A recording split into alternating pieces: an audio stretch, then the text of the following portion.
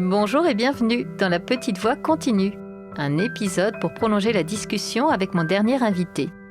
Quitte à passer un moment avec des thérapeutes en les interrogeant sur leur parcours et leur métier, autant en profiter pour leur demander aussi des conseils pratiques pour vivre heureux et bien dans notre peau. Dans ce court échange, publié une semaine après l'entretien, j'interroge mon invité sur une problématique concrète par rapport au bien-être ou au développement personnel. Pour ne rater aucun épisode, pensez à vous abonner sur votre plateforme de podcast favorite. Je compte aussi sur vous pour laisser des étoiles, des bonnes notes et des commentaires. Ça aide vraiment à faire découvrir La Petite Voix à d'autres personnes. Allez, La Petite Voix continue, c'est parti!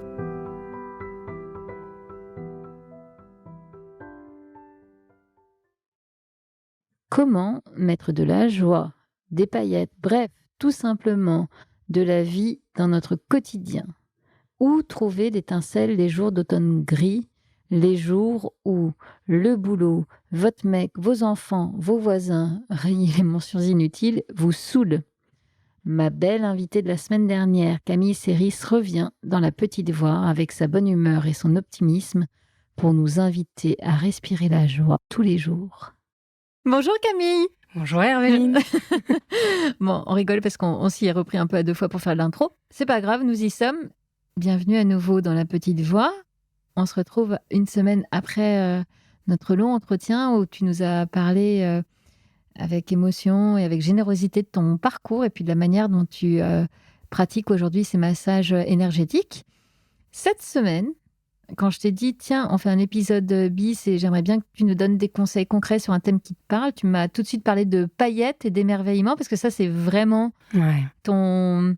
Mon thème chouchou. Ouais, voilà, ton thème chouchou. Et du coup, ben oui, on t'écoute Camille. Comment on fait au quotidien pour remettre de ces paillettes-là dans notre vie, pour remettre un peu d'émerveillement et pas se laisser happer par la routine où du coup, on perd un petit peu de vue le beau des choses? Alors, j'ai un mantra qui s'appelle laisse la paillette te guider. La paillette, c'est, on va dire qu'on peut l'imaginer comme de l'apparat. Moi, je cherche pas de l'apparat. C'est qu'est-ce qui brille en toi, quel est ton élan, qu'est-ce qui vibre, etc. Et quand on l'a pas, parce que ça arrive qu'on l'ait pas, et c'est OK aussi, on va le chercher chez quelqu'un d'autre. Qu'est-ce qui nous inspire? Voilà, c'est un peu l'idée. Donc, les moments down ou alors qu'on veut... on demande que ça, d'être vivant et tout, on n'y arrive pas. Eh ben, on va écouter La Petite Voix, le podcast. La bonne idée. D'autres TEDx, etc. Demander un café avec quelqu'un qui nous inspire. Mais voilà, la paillette, elle peut venir de l'extérieur. Quand vraiment, il n'y a plus la ressource en nous. Exactement. Alors bon, après, c'est chacun sa sensibilité. Moi, je parle de l'émerveillement. C'est très personnel. Chacun va s'émerveiller de choses différentes. Et c'est complètement normal.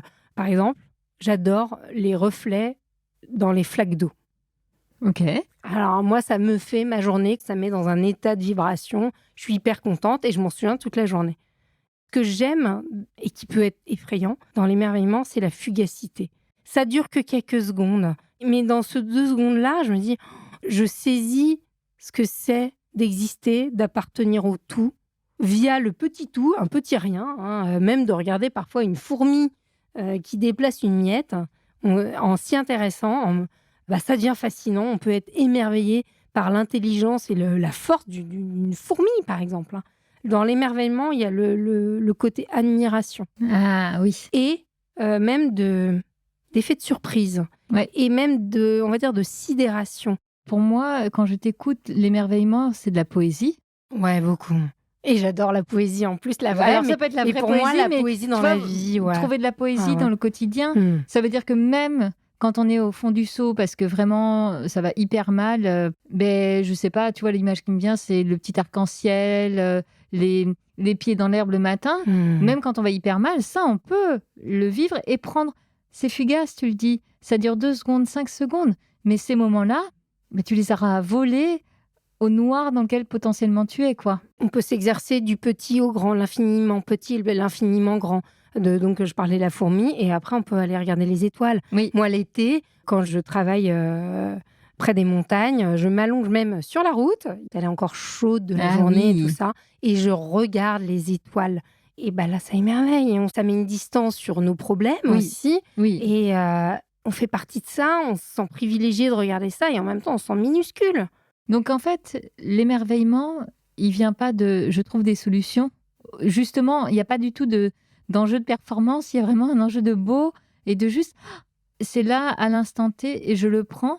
Et après, je retourne peut-être à mes idées moins sympathiques, mais ça, je l'ai volé et je le garde bien précieusement. Alors, c'est important parce que l'émerveillement, parfois, ça peut être considéré comme quelque chose de niais, un truc béat, etc. Et de passif. Personnellement, c'est mon point de vue, c'est actif, déjà parce que c'est quelque chose de très vivant en soi, qu'il y a une volonté derrière. Je crois que justement, que la prise de conscience, notamment de la fragilité et que de la finitude de la vie, de nous, etc. Et c'est grâce à cette conscience que même l'émerveillement, il peut être encore plus grand. Et encore plus beau et génial. Et après, en fait, c'est un acte de présence. Quand on s'émerveille, on prend soin. Et donc, si on s'émerveille des choses de la terre, on va pas l'abîmer. Et il y aura pas d'injonction de brûle pas ci ou crame pas ça, parce que en fait, instinctivement, tu vas prendre soin, quoi. Et c'est de l'amour, en fait. L'émerveillement, c'est de l'amour. C'est un peu notre rôle. On a une mission de merveilleux. Ouais. Et cherche qu'est-ce qui vibre, qui a un petit sursaut, un soubresaut en toi. Tu peux même faire le point de ce qui t'a peut-être le plus émerveillé dans l'année. Tu reviens dessus. Tu dis, tiens, les 3 trucs les plus... ça peut être très simple, hein. Ça peut être de la nature, ça peut être une relation, une personne qu'on a rencontrée, etc. Et de faire le bilan de ça et de se dire, en fait, comment je peux cultiver ça, justement ?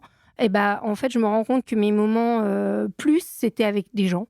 Je vais rencontrer encore plus de gens, des gens qui m'inspirent, parce que pour moi, l'émerveillement, ça passe par l'autre. Oui. Ou l'autre, c'est par la nature. Ok, tu prévois ton week-end nature. On avait parlé la semaine dernière aussi de la marche. Oui. La marche, pour moi, c'est une façon de cultiver mon émerveillement au quotidien. Parce que c'est un temps, on va dire, naturel. Oui. On a le temps de poser le regard. Oui. Et ce que j'aime beaucoup dans l'émerveillement, c'est que comme c'est beaucoup de l'attention à l'invisible et que c'est fugace, finalement, les gens ne peuvent pas nous le prendre. Donc c'est comme des cadeaux à prendre, à nous de les prendre. En fait, ils sont là. Exactement. Merci Camille pour tous tes conseils, pour mettre des paillettes dans notre vie. Merci à toi. Merci. La petite voix continue, c'est fini pour aujourd'hui. Si vous aimez la petite voix, alors dites-le moi avec des étoiles, des bonnes notes et des commentaires sur votre plateforme de podcast favorite. Parlez-en aussi autour de vous. Et pour ne rater aucun épisode, pensez à vous abonner sur votre appli de podcast ou sur les réseaux sociaux. Vous me trouverez en cherchant La Petite Voix le podcast sur Facebook, Instagram et YouTube. Une dernière chose qui me tient à cœur, je serais ravie d'échanger avec vous sur vos impressions, vos questions, vos suggestions. Alors, n'hésitez pas à m'écrire. Merci beaucoup et à bientôt sur La Petite Voix.